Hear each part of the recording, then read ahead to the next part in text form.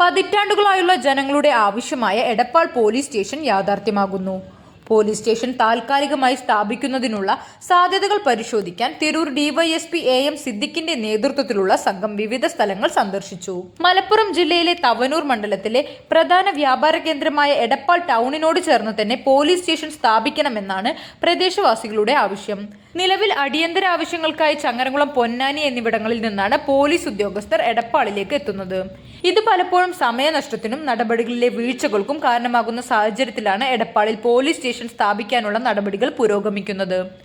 എടപ്പാൾ പൊന്നാനി റോഡിലെ അംശ കച്ചേരിയിൽ പഴയ കൃഷിഭവനോട് ചേർന്ന സ്ഥലവും കുടുംബാരോഗ്യ കേന്ദ്രത്തിന് പിറകിലുള്ള 40 സെന്റ് സ്ഥലവും എടപ്പാൾ അങ്ങാടിയിലുള്ള സ്ഥലവും ഡിവൈഎസ്പിയുടെ നേതൃത്വത്തിലുള്ള സംഘം സന്ദർശിച്ചു. കുടുംബാരോഗ്യ കേന്ദ്രത്തിന് പിന്നിലെ സ്ഥലത്ത് സ്ഥിരം കെട്ടിടം നിർമ്മിക്കാനാകുമോ എന്നതടക്കമുള്ള കാര്യങ്ങളും സംഘം വിലയിരുത്തി.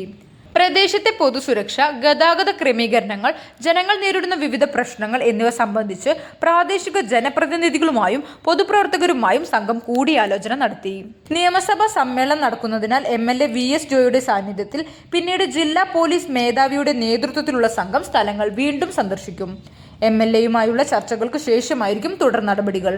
സ്ഥിരം കെട്ടിടം നിർമ്മിക്കുന്നതിന് ആവശ്യമായ ഫണ്ടും സ്ഥലവും കണ്ടെത്തി നിർമ്മാണം പൂർത്തിയാക്കാൻ ഏകദേശം 2 വർഷമെങ്കിലും വേണ്ടിവരുമെന്നാണ് വിലയിരുത്തൽ. ബജറ്റിൽ എടപ്പാളിൽ പോലീസ് സ്റ്റേഷൻ ആരംഭിക്കുമെന്ന് പ്രഖ്യാപിച്ച സാഹചര്യത്തിൽ താൽക്കാലിക കെട്ടിടത്തിൽ എത്രയും വേഗം സ്റ്റേഷൻ പ്രവർത്തനം ആരംഭിക്കാനാണ് അധികൃതരുടെ നീക്കം. Changaramkulam SI K Harikumar, ASI Harinarayanan, Tirur DYSP ഓഫീസിലെ SIമാരായ K Sajeev, P Harish, KP Manoj, Edappal panchayat president KP Sindhu, panchayat അംഗം KV മുഹമ്മദ് ലൈസ്, പൊതുപ്രവർത്തകരായ C Raveendran, EP Rajeev, EP Velayudhan, KP Achuthan എന്നിവർ സ്ഥല സന്ദർശനത്തിനുണ്ടായിരുന്നു. CNTV എടപ്പാൾ.